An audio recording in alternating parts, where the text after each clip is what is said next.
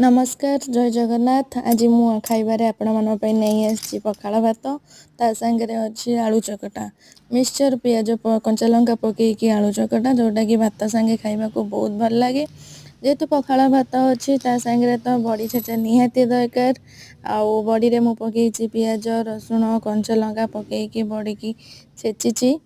आउ ता सांगे आज यूट्यूब सर्च रे बहुत भाइराल होउथिला कुरकुरे बैगण जोटा कि सब मसला गुंड मिसिकी आ सुजी पकईकी आमे तावारे ताको हल्का फ्राए करिजी। आउ खाइकी भी बहुत टेस्टी लगिला। आपण माने भी दिने बनांतु। रहूची सांग माने चैनल को सब्सक्राइब करबे को जमा भी भूलिबेनी। Thank you.